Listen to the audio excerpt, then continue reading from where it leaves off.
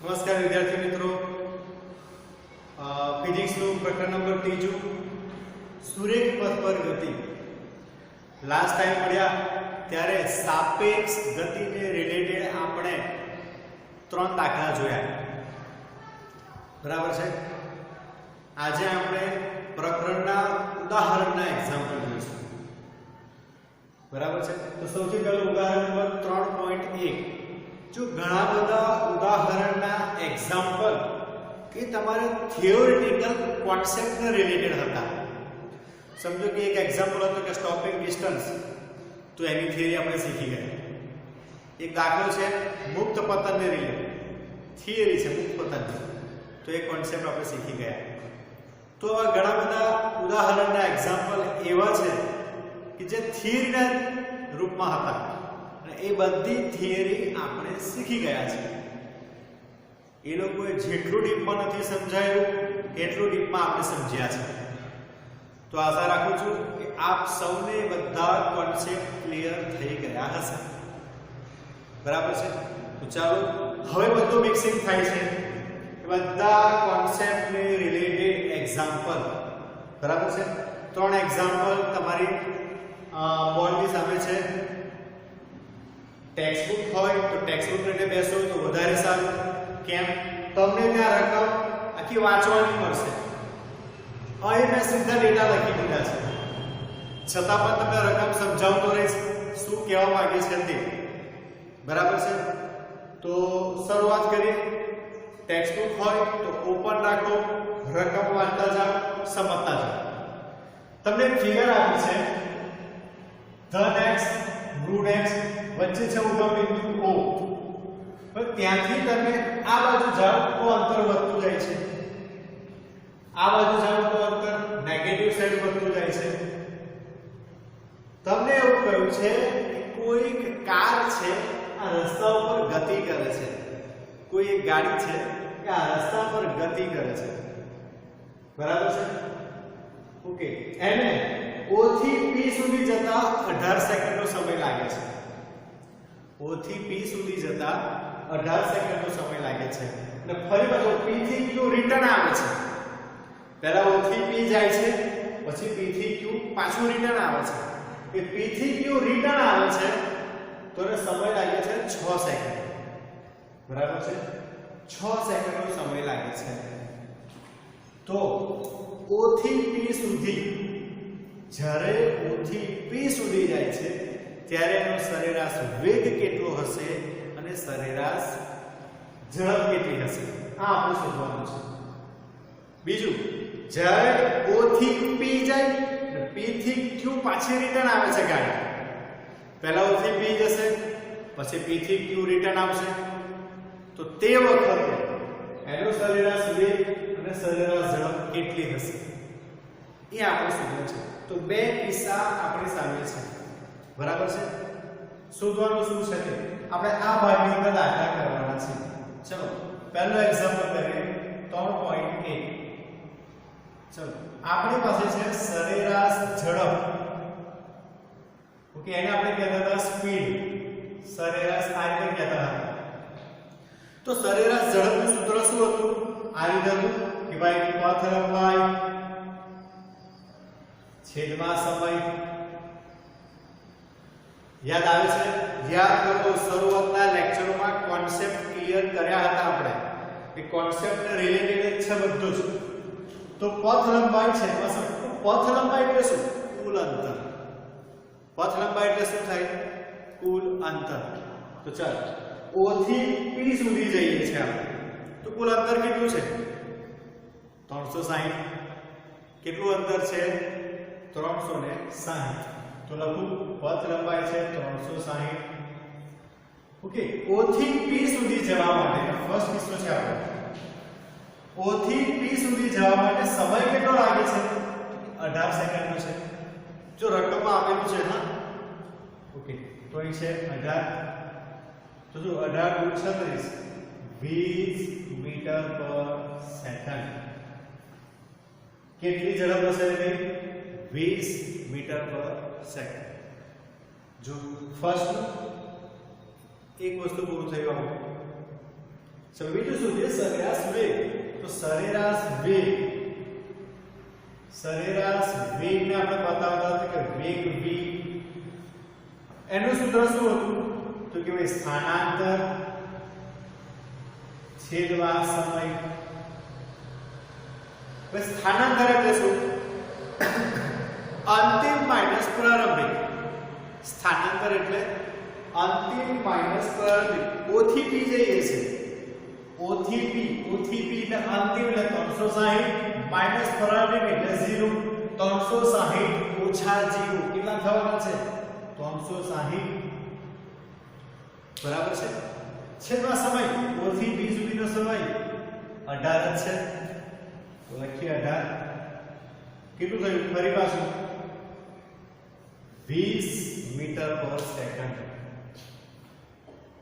કેટલો થાય છે આપણી પાસે 20 મીટર પર સેકન્ડ તો જો મિત્રો ઉપરનો જે ફર્સ્ટ કિસ્સો હતો O થી P સુધી ગતિ તો તે દરમિયાન સરેરાશ ઝડપ અને સરેરાશ વેગ બંને સરખા થાય છે કેવા થાય છે બંને સરખા ચલો ફર્સ્ટ ક્લિયર થઈ ગયું તમારું ચલો હવે નવો પાથ લઈએ નવો રસ્તો કયો પહેલા O થી P જશે પછી P થી Q આવશે બરાબર છે ચલો આ થઈ ગયું ઓકે ચલો હું આ વેલ્યુ ચેન્જ કરીશ ખાલી ચલો હવે સરેરાશ ઝડપ શોધીએ છે સેકન્ડ માટે જોઈએ છે સેકન્ડ માટે સરેરાશ ઝડપ શોધીએ સરેરાશ ઝડપની ઇક્વેશન ફરી પાછી આપણી સામે છે પથ લંબાઈ છેદમાં સમય પથ લંબાઈ કેટલું થાય પથ લંબાઈ એટલે કુલ અંતર કાર પહેલા O થી P જાય છે પછી P થી Q આવે છે આ દરમિયાન કુલ અંતર કેટલું થયું તો O થી P સુધી ગઈ તો 360 હતું P થી Q આવ્યું તો જો આ અંતર તમારી પાસે નથી તો શું કરવાનું 360 ઓછા 240 क्या થશે 120 તો આ અંતર કેટલું થયું 120 જેટલું થયું તો હવે તમારું એક પથ લંબાઈ લખ્યું હોય O થી P પ્લસ P થી Q છેદમાં સમય બરાબર સમય છેદમાં પણ એ રીતે લખવાનું છે O થી P P થી Q ચાલો પથ લંબાઈ O થી P ની લંબાઈ કેટલી છે તો કે 360 P અને Q વચ્ચેનું અંતર કેટલું છે તો આપણે શોધ્યું અત્યારે 120 સમજાયું O થી P સુધીનું અંતર 360 P થી Q 240 ને લખવાનું 240 અહીંથી છે તો તમારે અહીંથી 360 માંથી આ બાદ કરો ને તો તમને મળશે 120 બરાબર છે ચલો સમય જોઈએ સમય O થી P સુધી જાય તો સમય કેટલો લાગે છે 18 સેકન્ડ વત્તા P થી Q આવે તો સમય કેટલો છે 6 ફરી પાછો 6 બરાબર છે ચાલો 360 વત્તા 120 તો 3 ને 4 6 ને 8 0 છેદમાં 18 ને 20 24 દુ 48 ફરી પાછો આપણો આન્સર આવ્યો 20 મીટર પર સેકન્ડ જો આન્સરમાં ભૂલ હોય તો કેલ્ક્યુલેશન તમારે કરવાનું છે કેલ્ક્યુલેશન તમારું વ્યવસ્થિત થવું જોઈએ ચાલો ક્લિયર થયું ફર્સ્ટ ક્લિયર થયું હવે શોધીએ સરેરાશ વેગ v બરાબર ફરી પાછું અહીંયા લખશું આપણે સ્થાનાંતર છેદમાં સમય ચાલો સ્થાનાંતર એટલે શું અંતિમ માઈનસ પ્રારંભિક હવે જો કારે શરૂઆત ક્યાંથી કરી હતી અહીંથી તો આ શું થયું આપણું પ્રારંભિક થયું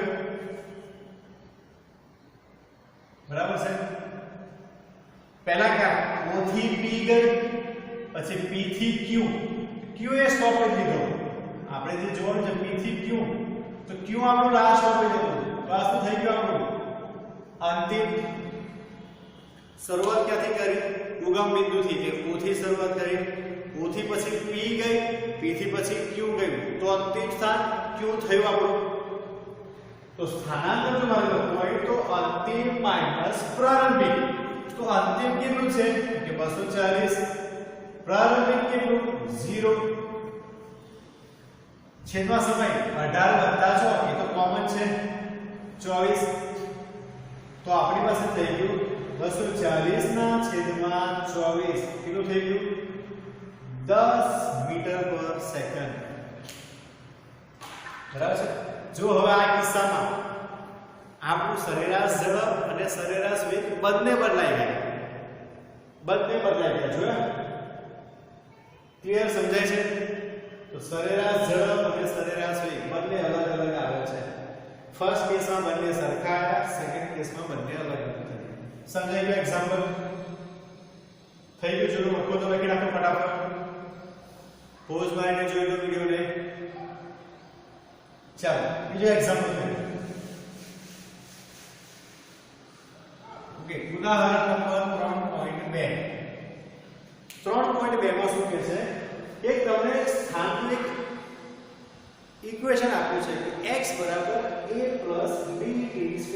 હવે અહીં જે a અને b આપ્યા છે ને એનો મતલબ એવો નથી કે a એટલે પ્રવેગ છે બરાબર છે એ ગમે તે વેલ્યુ હોઈ શકે છે પણ આપણે અહીં શું છે a = 8.5 મીટર ધેટ મીન્સ આપણે શું કહીએ કે એક અંતર હશે અને b બરાબર શું હતું કે 2.5 મીટર પર સેકન્ડ સ્ક્વેર તો મીટર પર સેકન્ડ સ્ક્વેર કોનો એકમ છે પ્રવેગ એનો મતલબ કે પ્રવેગ છે એટલે શું છે b છે b પ્રવેગ આપ્યો છે આપણે બરાબર છે તો આ અંતર આપ્યું છે તમને આ આપ્યું છે પ્રવેગ તમારે કરવાનું શું છે કે t = 0 સમયે આ વેગ કેટલો હશે ફર્સ્ટ કેસમાં t = 0 સમયે વેગ કેટલો હશે એ તમારે શોધવાનું છે સેકન્ડ t = 2 સેકન્ડ અને t = 4 સેકન્ડ આ બંને વચ્ચે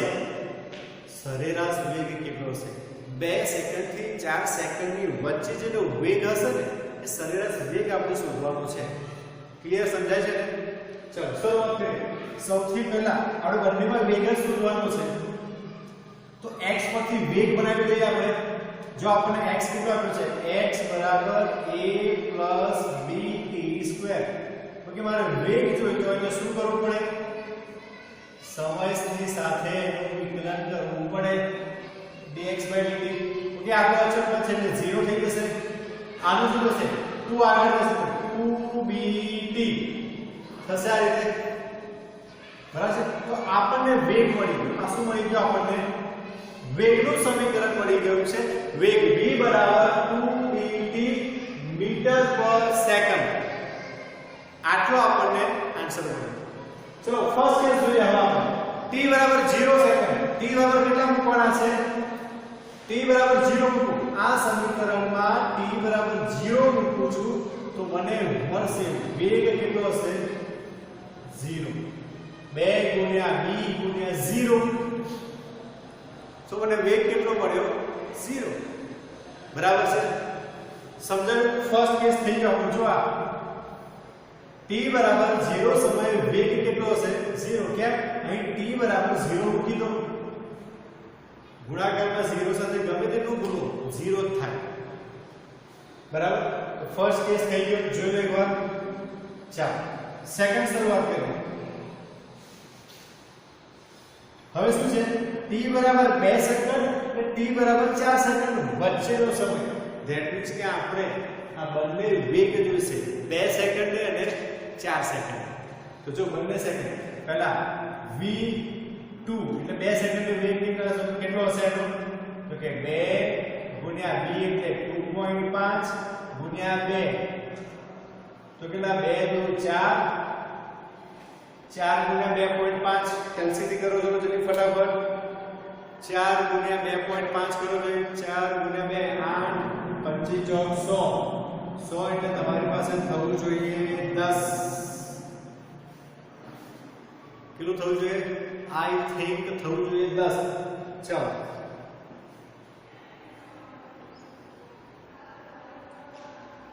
બરાબર છે આ થશે 10 મીટર પર સેકન્ડ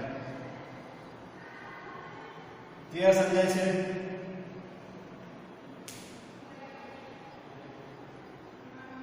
અથવા તો ના સમજાય તો બીજી રીતે કહું ચાલો સરેરાશ આપણે વેગ શોધો સરેરાશ વેગ v બરાબર સ્થાનાંતર છેદમાં સમય. સ્થાનાંતર એટલે અંતિમ માઈનસ પ્રારંભિક. અંતિમ એટલે t4 એટલે સ્થાનાંતર એટલે x4 માઈનસ x2 છેદમાં સમય. જો સમજાય છે, સ્થાનાંતર એટલે અંતિમ માઈનસ પ્રારંભિક. અંતિમ કયો? એટલે 4 સેકન્ડનો અંતિમ. એટલે પ્રારંભિક કયો? એટલે 2 સેકન્ડ. કારણ કે આપણે 2 અને 4 વચ્ચેનું જોઈએ છે, 0 નથી હોતા અત્યારે. આપણે જોઈએ છે 2 અને 4 સેકન્ડ માટે. તો અંતિમ માઈનસ પ્રારંભિક એટલે x4 માઈનસ x2 છેદમાં સમય. ચાલો, તો હવે x4 માઈનસ x2 છે, બરાબર છે. તો 4 સેકન્ડ નું સ્થાનાંતર કેટલું હશે તે આપણે શોધવું છે. તો ચાલો શોધવાની શરૂઆત કરીએ. થોડુંક આપણે પૂછવું પડશે.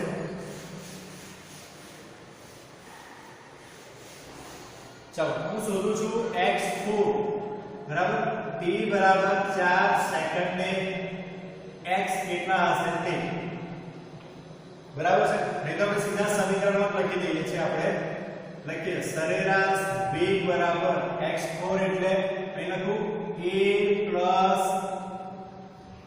b t એટલે 4 નો સ્ક્વેર, બરાબર.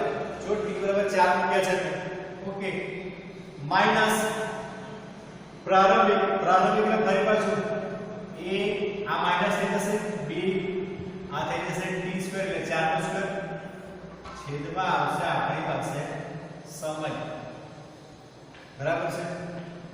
છેદમાં આપણી પાસે આવશે સમય.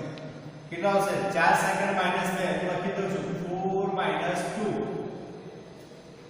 ઓકે, ચાલો શરૂ કરીએ. આ a કેન્સલ થઈ ગયા. આપણી પાસે વધ્યું 4 નો વર્ગ 16 b માઈનસ 2 નો વર્ગ 4 b છેદમાં 2. 16 માંથી 4 જાય તો 12. તો અહીંયા બધે મારી પાસે 12b/2.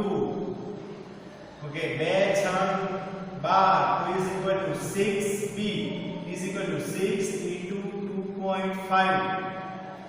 b ની જે વેલ્યુ છે તે, બરાબર છે. કેટલા થશે? 25 ના છેદમાં 10. 25 ગુણ્યા 6 કરો જોઈએ કેટલું આવે છે? 6 દુ 12, 12 ને 15 મીટર પર સેકન્ડ થવું જોઈએ. આ થશે. કેલ્ક્યુલેટ કરી લેવાનું તમારે. આ મારા આન્સરમાં કદાચ ભૂલ હોઈ શકે. હું ડાયરેક્ટ એવું છે એટલા માટે તમારે કેલ્ક્યુલેટ ચેક કરી લેવાનું બરાબર થાય છે કે નથી થતું, બરાબર છે. ચલો, ક્લિયર, સમજાઈ ગયું? તો બીજો એક્ઝામ્પલ થઈ ગયો આપણો કે 4 અને 2 સેકન્ડ વચ્ચે સરેરાશ વેગ કેટલો છે? 15 મીટર પર સેકન્ડ. ક્લિયર?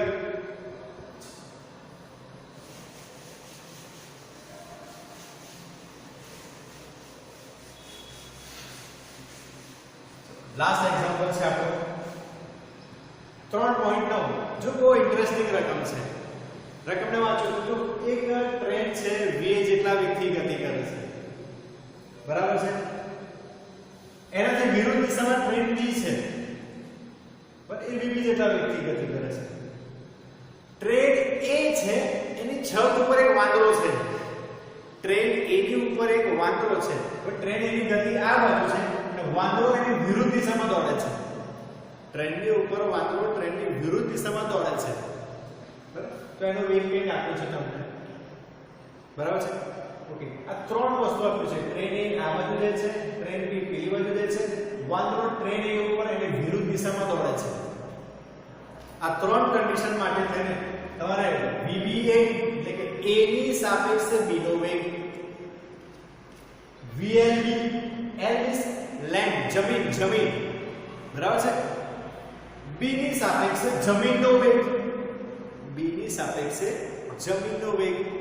અને ત્રીજું કોઈક અનનોન વ્યક્તિની સાપેક્ષે, કોઈ વ્યક્તિ ત્યાં ઊભો છે એની સાપેક્ષે વાંદરાનો વેગ કેટલો છે, બરાબર છે. આ ત્રણ પરિસ્થિતિ આપણે જોવાની છે. ચાલો શરૂઆત કરીએ આપણે. ત્રણ પરિસ્થિતિ કઈ રીતે સોલ્વ થાય છે એ આપણે જોવાનું છે, બરાબર છે. ચાલો તો શરૂઆત કરીએ છીએ આપણે પહેલું કરીએ આપણે નંબર 1 અહીંથી સ્ટાર્ટ કરીએ ઓકે નંબર 1 છે VBA A ની સાપેક્ષે બીજો આને લગાવી દે VB VA આપણે આગળ જોઈ ગયા VB VA ઓકે VB કેટલો છે તો કે 90 VA કેટલો છે 54 કેટલા થશે 54 ને 6 60 30 30 ને 6 36 કિલોમીટર પર અવર 36 કિલોમીટર પર અવર બરાબર છે તમારી ટેક્સ્ટ બુકમાં જે આન્સર છે ને ટેક્સ્ટ બુકમાં તમને આપ્યો હશે મીટર પર સેકન્ડમાં આપ્યું છે કદાચ બરાબર છે મીટર પર સેકન્ડમાં તમને આન્સર આપ્યો છે ઓકે ઓકે એક વસ્તુ રહી ગઈ આમાં જુઓ જરા ધ્યાનથી ફરી પાછું આપણે યાદ કરો આવો એક એક્ઝામ્પલ આ VA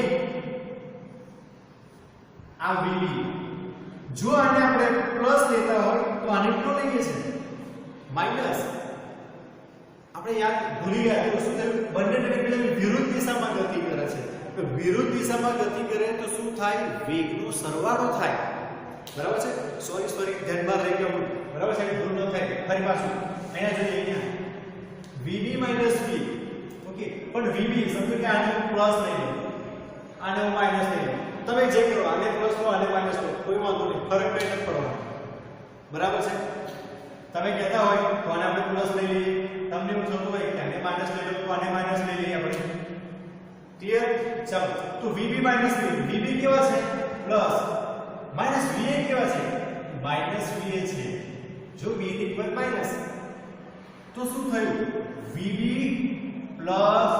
VA જો બે ટ્રેન વિરુદ્ધ દિશામાં ગતિ કરે ને ત્યારે એનો સરવાળો થાય ટ્રીકમાં આપણે શીખી ગયા છે બરાબર છે ધ્યાનમાં રાખજો નેક્સ્ટ ટાઈમ કરો સમજી ચાલો તો VB કેટલો છે 90 પ્લસ આ છે 54 તો 4 9 ને 10 144 કિલોમીટર પર અવર બરાબર ટેક્સ્ટ બુકમાં તમને મીટર પર સેકન્ડ જો મીટરમાં ફેરવવું મીટરમાં ફેરવવું 144 કિલોમીટર મીટર એટલે 10 ક્યુબ અવર અને આપણે સેકન્ડ કરવું છે 1 કલાકની સેકન્ડ કેટલી 3600 અહીંયા 3600 ઓકે અહીંયા હું 1000 કરું છું આ ઓકે 2 0 કેન્સલ તો તમારી પાસે બધું 1440/36 આ આન્સર આવશે મીટર પ્રતિ સેકન્ડ ઓકે મારી પાસે કોઈ જ કેલ્ક્યુલેટર નથી અત્યારે તો મને આનો આન્સર ખબર નથી કેલ્ક્યુલેશનમાં તમે જોજો 1440/36 કેટલું થાય છે ના આન્સર લાગ્યો બરાબર સમજાયું તો આપણો ફર્સ્ટ આન્સર આવી ગયો એ ની સાપેક્ષે બીજો બે ઓકે નેક્સ્ટ જોઈએ સેકન્ડ શું હતું VNB that means કે VL VB બરાબર છે VL VB B ની સાપેક્ષે જમીનનો વેગ B ની સાપેક્ષે આની સાપેક્ષે જમીનનો વેગ લેન્ડ લખ્યું છે બરાબર છે તો કે હવે ટ્રેનની ગતિમાં છે ટ્રેનની ગતિમાં છે જમીન તો સ્થિર છે જમીનનો વેગ ન હોઈ શકે બરાબર છે તો જમીનનો વેગ સ્થિર એટલે જમીનનો વેગ કેટલો થશે 0 ઓકે માઈનસ VB કેટલા છે ઓકે VB છે 90 તો કેટલો થઈ ગયો માઈનસ 90 કિલોમીટર પ્રતિ અવર ઓકે ફરી પાછો કહું છું માઈનસ દિશાની એ દિશા માટે છે શાની માટે છે દિશા માટે છે મૂલ્ય 90 કિલોમીટર પર અવર જ હશે માઈનસ સાઇન પર ધ્યાન નહીં આપ્યા આપણે એ દિશા માટે છે ઓકે તો આની પણ તમારે સામગ્રી કરવાના મીટર પર સેકન્ડમાં આ રીતે કરી ગુણ્યા 1000 ભાગ્યા 3600 કરી દેવાના ગુણ્યા 1000 ભાગ્યા 3600 બરાબર છે ચલો તો નંબર 2 થઈ ગયું ક્લિયર થાય છે લાસ્ટ જોઈએ લાસ્ટમાં શું કહે છે કે હવે વાંધો આવ્યો છે જો ટ્રેન A ટ્રેન આ બાજુ ગતિ કરે છે બરાબર છે VA જેટલા વેગથી ઉપર વાંદરો આ રીતે છે, વાંદરાની ગતિ આ બાજુ છે, પર એ છે vn જેટલો વેગ. હવે અહીંયા જો ટ્રેન સૌથી પહેલા આપણે શું શોધવું પડશે? જો તમને પૂછ્યું છે કે કોઈક વ્યક્તિ આ જગ્યાએ ઊભો છે, ત્યાંથી ટ્રેન આમ જતી દેખાય છે, પણ વાંદરો આ બાજુ દોડે છે, એટલે એને વાંદરાનો વેગ જોઈએ છે કે મારી સાપેક્ષે તો વાંદરો આમ ગતિ કરે છે, એની ગતિ કેટલી હશે, બરાબર છે? પણ એની પહેલા આપણે જે ટ્રેન ઉપર દોડે છે વાંદરો, એ ટ્રેનની સાપેક્ષે તો વેગ શોધવો જ પડશે, બરાબર છે? જે ટ્રેનની ઉપર દોડે છે વાંદરો, આ ટ્રેનની ઉપર જે વાંદરો દોડે છે એની સાપેક્ષે તો વેગ કેટલો હશે? તો પહેલા શું શોધવું પડશે? તો કે ભાઈ એની સાપેક્ષે વાંદરાનો વેગ, બરાબર છે? તો v n a ની સાપેક્ષે મંકીનો વેગ, બરાબર છે? તો શું થશે? vn minus va. મંકીનો વેગ કેટલો છે? હવે વેલ્યુ શોધો. મારે કેટલી આપી છે? 18 માઈનસ va કેટલો છે? માઈનસ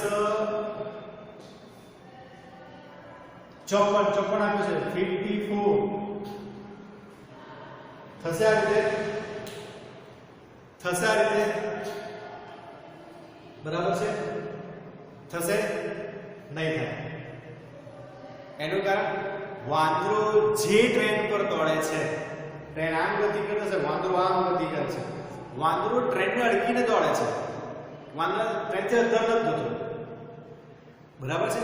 તો ટ્રેનની ઉપર જ દોડે છે.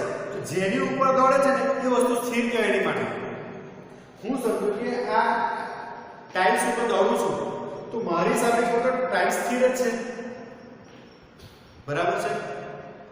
જેની ઉપર રેટે પદાર્થ ગતિ કરે છે એની નીચેનો જેની ઉપર છે એ પદાર્થ સ્થિર કહેવાય. એની માટે વાંદરો દોડે છે, વાંદરો ગતિમાં છે, ટ્રેન પણ ગતિમાં છે, પણ વાંદરો ટ્રેનની ઉપર દોડે છે, ટ્રેનની ઉપર દોડે છે.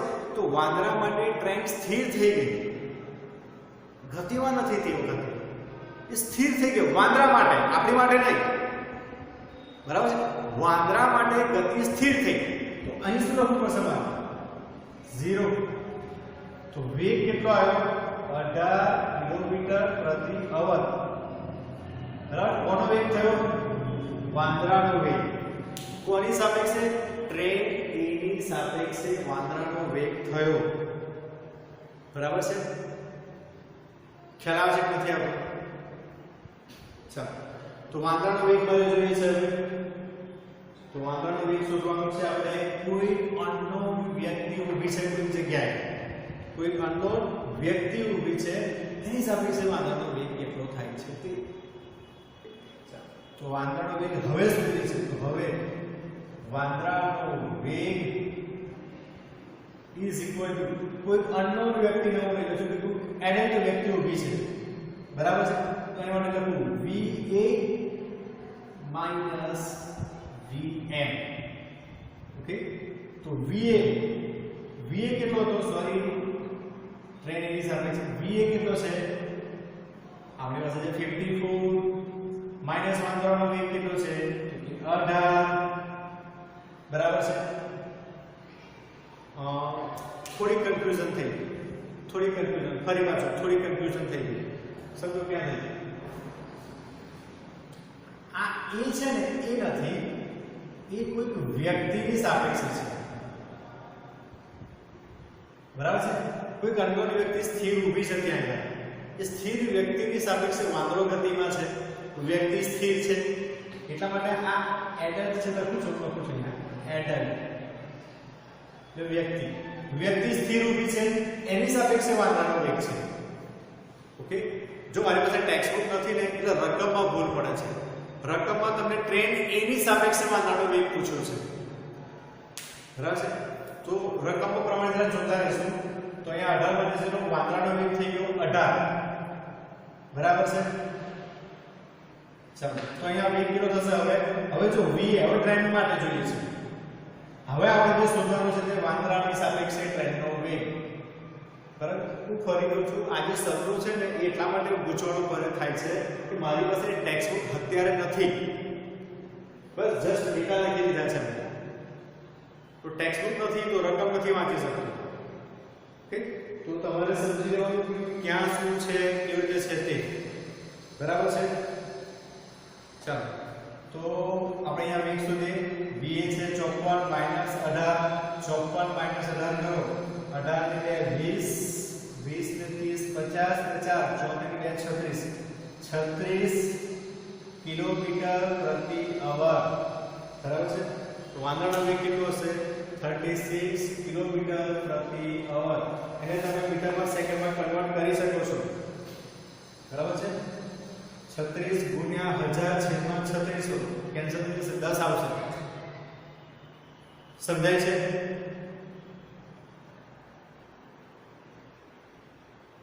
તો આ આપણું થર્ડ એક્ઝામ્પલ જો થર્ડ એક્ઝામ્પલમાં શું કર્યું કે સૌથી પહેલા આપણે જોયું આને પ્લસ લીધી આ સાઇન પ્લસ લીધી છે આપણે યાદ રાખીશું આને આપણે માઈનસ લીધી છે બરાબર છે તો આ કેવું થશે આ પણ પ્લસ થશે ચાલો સૌથી પહેલા VBA એટલે VB - VA તો VB - VA કર્યું સમજાઈ ગયું સેકન્ડમાં VLB VL - VB જમીન સ્થિર છે એટલે 0 કર્યું સમજાઈ ગયું ત્રીજામાં શું કરવાનું છે વાંદરાનો વેગ વાંદરાનો વેગ કઈ રીતે શોધવાનો છે ટેક્સ્ટ બુકમાં એકવાર જોઈ લેવું કે ટેક્સ્ટ બુક મારી પાસે છે ને બાકી તો મેં કહી દીધું કે કઈ રીતે છે પણ વાંદરાનો વેગ શોધવો છે આપણે બરાબર છે તો સૌથી પહેલા શું કરશું કે ભાઈ કોઈ વ્યક્તિ એને જોવે છે કોઈ એવું ઊભો છું ત્યાં વાંદરો ગતિ કરતો દેખાય છે બરાબર છે તો વાંદરો કેવી રીતે ગતિ કરે હું સ્થિર છું વાંદરો આ બાજુ દોડે છે તો વાંદરાનો વેગ જે છે એ જ હશે કારણ કે હું તો સ્થિર છું બરાબર છે પછી શું છે કે હવે હું ટ્રેનને પણ જોઉં છું હવે મારી નજર ટ્રેન પર પડી ટ્રેનની સાપેક્ષે વાંદરાનો વેગ કોની સાપેક્ષે ટ્રેનની સાપેક્ષે વાંદરાનો વેગ જોઉં છું તો હવે એને માટે VA - VM કરશો આપણે ઓકે તો રકમને સમજીને જરાક એક્ઝામ્પલ કરશો તો વ્યવસ્થિત ખબર પડશે આપણને ઓકે તો આ ત્રણ એક્ઝામ્પલ આજે થયા ફરી પાછા ધ્યાનથી એક્ઝામ્પલ કરી લેવા સમજી લેવા ઓકે નેક્સ્ટ લેક્ચરમાં મળશું બીજા બધા એક્ઝામ્પલ સાથે ઓકે આજે આટલું રાખીશું નેક્સ્ટ લેક્ચરમાં મળીશું નમસ્કાર